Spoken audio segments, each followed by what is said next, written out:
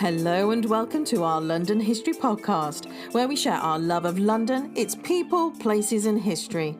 This podcast is designed for you to learn things about London that most Londoners don't even know, all in 20 minutes. I am your host, Hazel Baker, qualified London tour guide and CEO of LondonGuidedWalks.co.uk. If you like what you hear, then please rate and review on Apple or Google Podcasts. Thank you to all of you who have left a review. It's really very much appreciated. I read every single one. You've wanted videos. You want podcasts to be longer and also for better quality transcripts. And in light of that, we have made a few changes. We are now inviting you to become our patron, which will financially support the podcast. You can support our work and the unique content we provide from as little as £5. For more information of how to support us and or to access recommended readings and related blog posts, please go to londonguidedwalks.co.uk/podcast. Get that cup of tea, put your feet up and enjoy. Today we're going to be talking about drawing London's buildings, and I've invited artist and architect Christian Coop to join me. Christian has his own Instagram account, Freehand Lines, and I'll put that in the show notes. And here he posts his own sketches of London's buildings. And also, along with those sketches, he accompanies it by putting in some historical information in the post itself, which I think is a really clever way of getting people who might like art and architecture, who might not think they're into history, to make that connection with the past. So tell me what you think, Christian. It is. I mean, I think that really hits the nail on the head. Is that people like stories. I mean, and buildings are kind of the end of the story in terms of a sort of an object for that story. There's always a purpose for them, and then they adapt. And all those changes are recorded, and in a way, it's a recording of the city and a recording of the lives and stories of people who live there. And to capture some of that is a really unique thing. And I think drawings do that uniquely well because you personally capture subjectively what you find important in the building, and what you find is those elements are actually part of a big part of the narrative and story. Maybe the drawing actually lives on as part of that story in the future as well. Ooh, that's rather poetic. Angles are important too, aren't they? Because your Tower Bridge image, you're actually taking it from the foreshore, which is somewhere it's an angle that we don't really see the bridge from. And when you look up, you see more and more detail and more of the structure.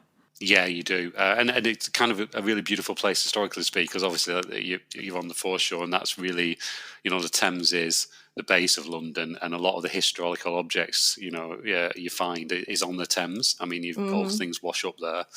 It's really the artery, and it's kind of going along the Thames is really good, like going back in time. So I do enjoy going along the Thames, picking the buildings out, the merchants' warehouses, and painting those as well. Yeah, it's amazing when you think about it like that, isn't it? Mm. Does anybody stop you in the street and ask what you're doing? If it's a highly detailed piece of work like that, I won't say it. Days will go by, so I have to take photographs in turn sometimes, but I'll take numerous photos and then start to draw and from the details on that one. But if you do stand there and take it and draw, you do get a lot of people taking little glances, and it does get distracting, but it's kind of quite a nice little bit of performance art. I'm understanding that you wanted to connect with the buildings more by drawing them, seeing the lines based on the architect in you, but there's an artist as well, because these aren't, I'll say, technical drawings. This is art, isn't it? So how did you bleed from one to the other then?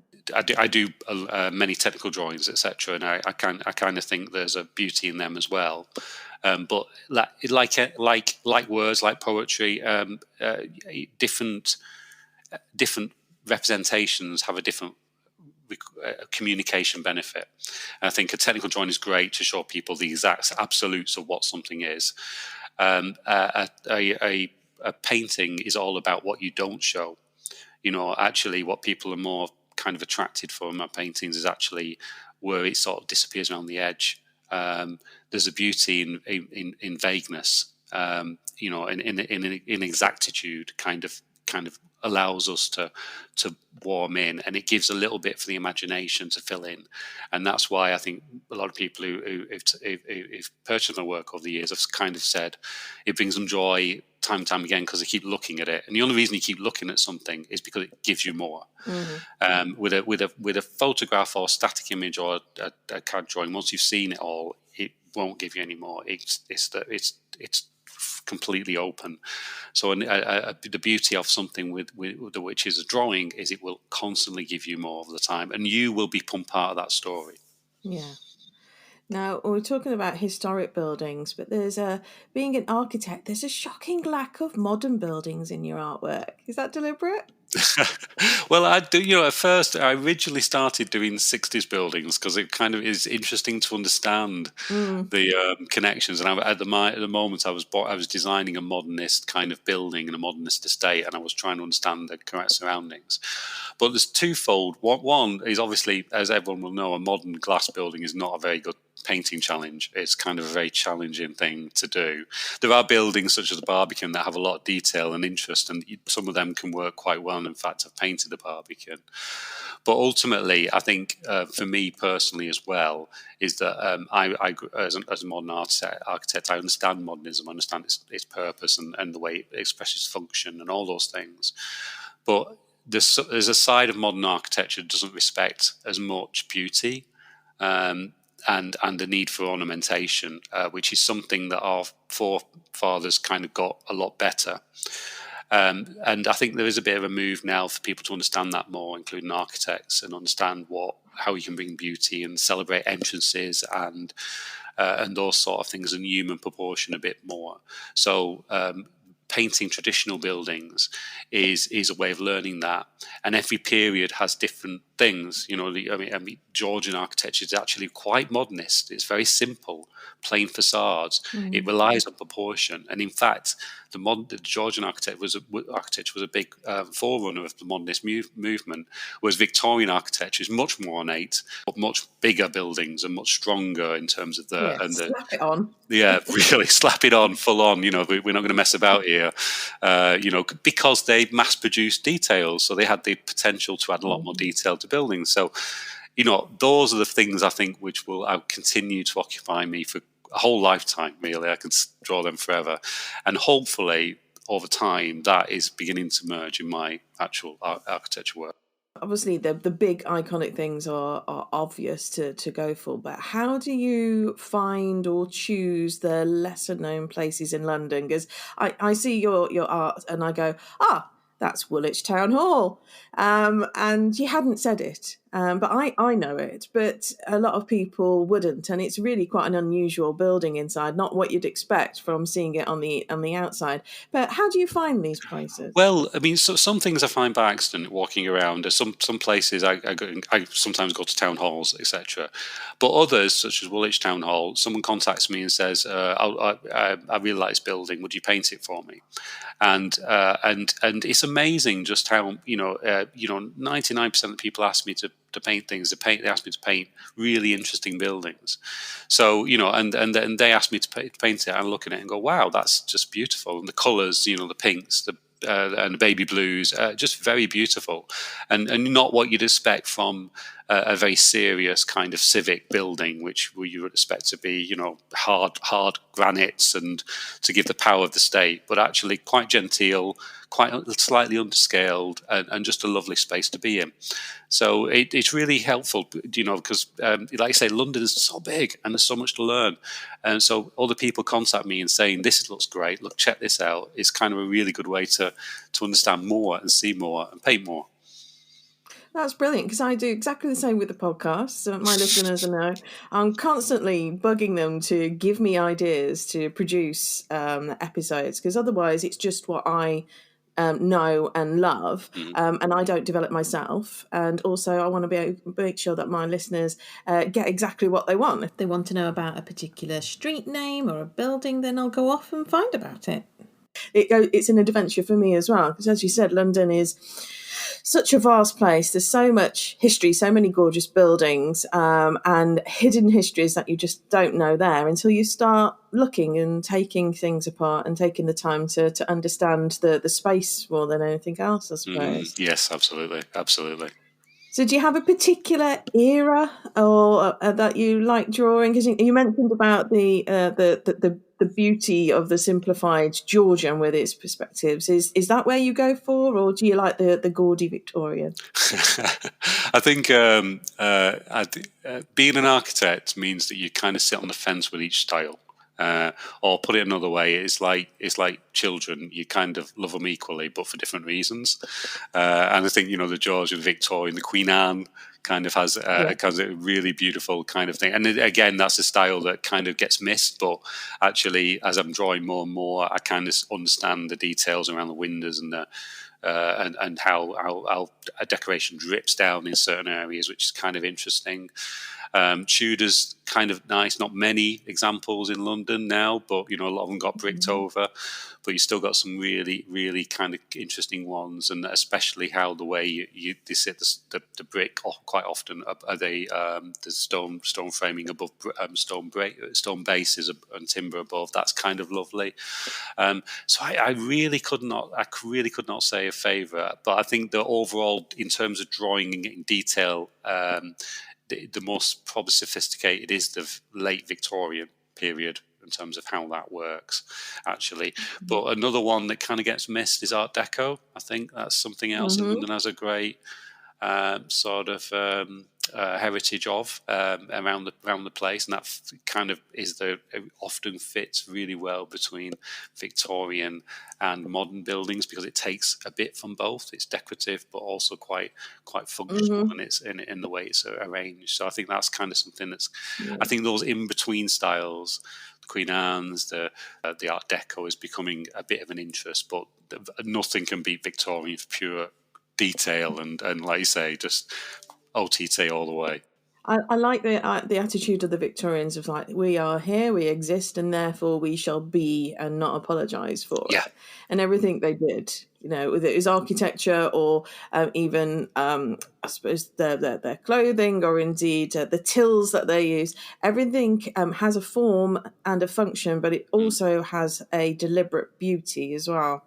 And it's exciting, they kind of, they put the sewage system, the tube, the Great Exhibition, it was just done. Everything was done.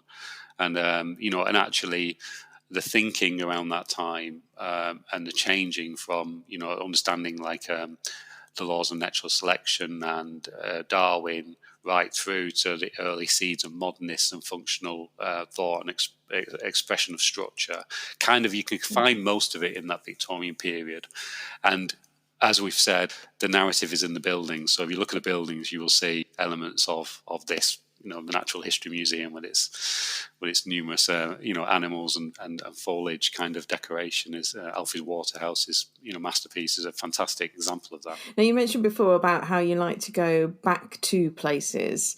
So you said, you love them all equally, as if they're your children, but that's a lie, isn't it? What are the ones that your favourite child? What are the ones in the morning where you've put in your diary that you're going somewhere and you go, oh yes?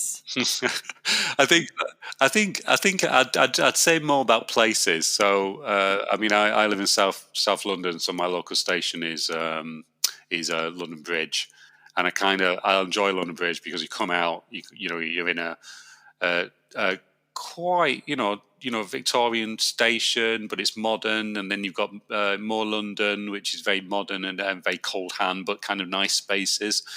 And then you've got these great vistas where you can see all of London and the Tower Bridge. And then you've got Shad Thames with the fantastic warehouses.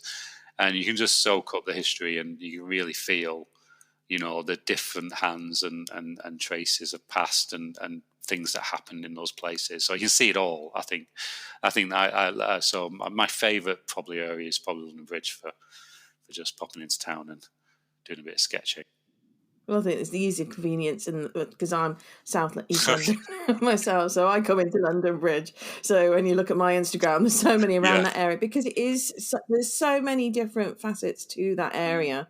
Not only have you got the industrial, the old industrial, the tanneries and the wool trades, and then you got the Hartley's jam and all that kind of stuff. You've now got the beautification of it as well, and now these hop exchange and that have been, I suppose, redone and repainted, and you can really see the beauty that they would have been when they first opened as buildings. Yeah.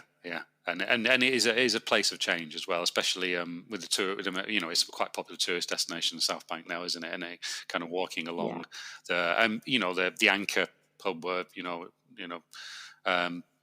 could watch London where people watch London burn during the Great Fire of London. It's kind of it's amazing city to be part of, and it's kind of something I'm very glad to be here. I still feel like a visitor after about 20 years, but it kind of it is my home.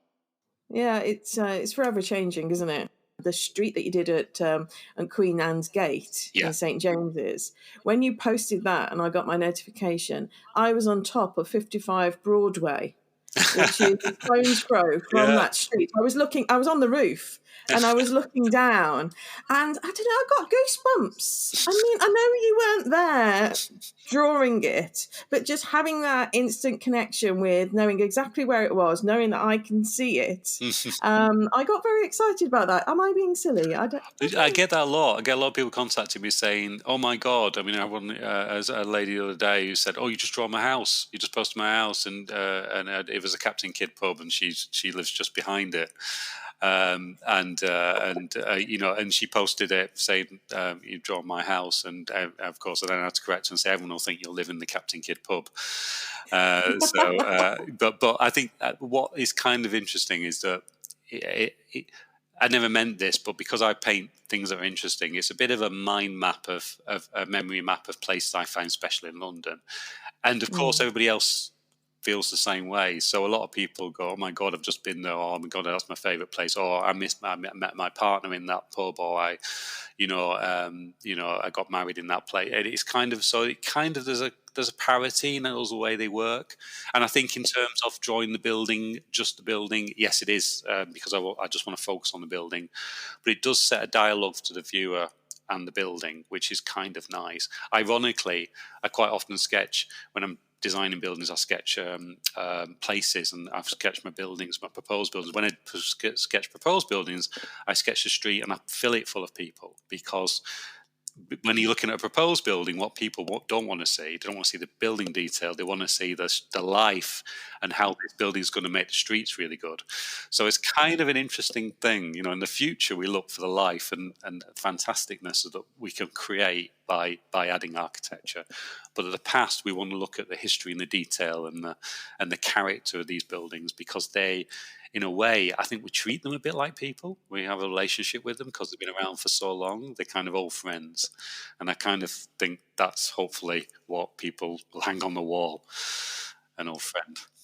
I think one of the old, going on the old friend theme, is London's old pubs, and you mentioned the Captain Kidd in Wapping, and you have done some other pubs, haven't you? And we do a historic pub tour, because there's so much variety to show in a pub, and sometimes you don't know what you're going to get just from seeing the outside. No, completely. I mean, they are. I mean, I sort of refer to them as like a sort of the lounges of the city in a way. I kind of. And it's kind of a bit of a shame that we don't have a culture as much as visiting pubs, popping in. I mean, I sound like an alcoholic, but that's probably the reason why everyone thinks, "Oh, you can't be drinking during the day." But they are amazing spaces and very beautiful. You're right. So that sounds a fantastic idea, a tour of pubs, because you do see all the history in those places, and meet enough interesting people to tell you about it as well. Well, that's it. It's the characters as well that are in these pubs. It's and they've got a history of their own. So yeah, I enjoy doing those ones. That's where you get the special relationship, really, understanding where they have been and the journey that they've taken to to get where they are now. Yeah. I mean, they wear their history on the sleeve, don't they? Inside and out pubs, and I think that's kind of fantastic. You know, few have changed badly, but most really keep that character. Well, thank you very much for joining us today, Christian. Really appreciate your time and your energy, and I look forward to seeing what you come up with in future. Thank you, Hazel. It's been great. Thank you. That's it for this week. I really hope you enjoyed it. There's just enough time for me to tell you that our next virtual tour is on Monday, the 15th of March at 7 o'clock, lasts for an hour, and it's all about the hidden histories of Clapham Common. And it's going to be presented by our very own Dr. Stephen King. And you can check out all the details and book on our website, londonguidedwalks.co.uk, and click on virtual tours. That's all for now. I'll see you next week.